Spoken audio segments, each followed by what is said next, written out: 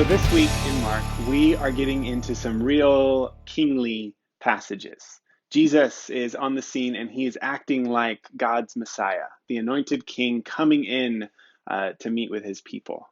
We see that in a couple clear ways. One, right before this scene in Mark chapter 11, Jesus enters Jerusalem for the first time, and everyone is shouting, Hosanna in the highest, putting down palm branches, which was a symbol of victory and kingship.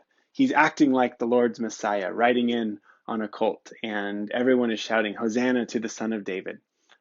He was heralded as the king by this blind man, Bartimaeus, a really strange herald, a beggar on the side of the road. It was the first to acknowledge Jesus as the descendant of David, the long awaited line of kings. And then we get to the text for today, and it's bookended it's sandwiched really by this interesting symbol of a fig tree. Jesus goes and he sees a fig tree. It says he's hungry and he wants some figs, but Mark actually tells us, he puts this little parenthesis, for it was not the season of figs. Whenever Mark does that in his gospel, he's winking at us, the readers. He wants us to know there's something else going on here, something that's below the surface. And so there's a reason why Jesus is cursing this fig tree, saying, may no fruit ever be found on you again. This goes back, there's images in the Old Testament of God's abundance when his kingdom comes, that every Israelite will sit under his own vine and fig tree. And there's somehow this symbol of the fig tree that looks lush and full, but with no fruit. It becomes a symbol, a stand-in for Israel itself. And so it's bookended. We're supposed to see this all as one scene. Something going on with the fig tree being cursed centers us in the middle of this story where Jesus stops the sacrifice for a day at the temple. He goes in and he starts overturning the temple courts and the money changers, and people would come from a long distance away to sacrifice to the Lord. This was how they had relationship with their God in ancient Israel.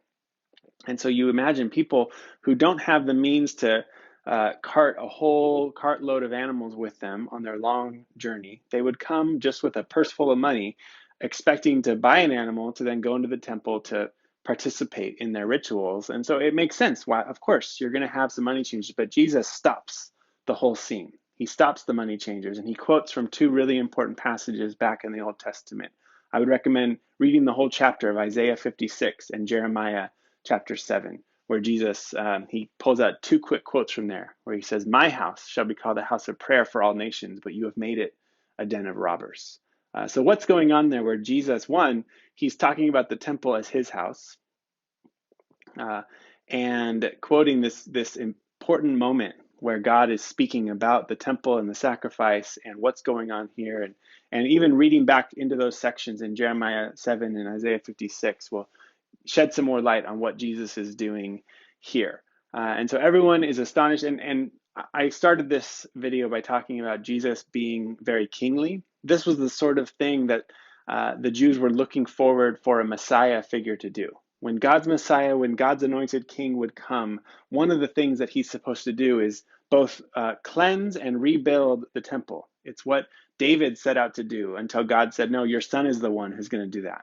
And so Solomon, the first son of David, is the one who ultimately builds the temple for the first time. But there was this lingering hope, this promise, this prophecy that the true son of David would be the one to cleanse, to rebuild, to restore the temple. So Jesus coming on the scene and doing just that is acting in a way that only the king of Israel was supposed to act. He's acting in a way that only God's Messiah, his anointed Christ, should be able to do. So there's a lot we could get into about that, but as we're looking, we're in Jerusalem. We finally made it. For a couple weeks now, Jesus has been walking us toward Jerusalem and looking at how exactly he's received, what he does there, and then that great kind of bookend with this fig tree, and he's talking about forgiveness and faith and prayer. And I want us to just see this whole section as one big section. There's a reason why Mark sandwiches the fig trees around the temple, and we're supposed to take them all in one big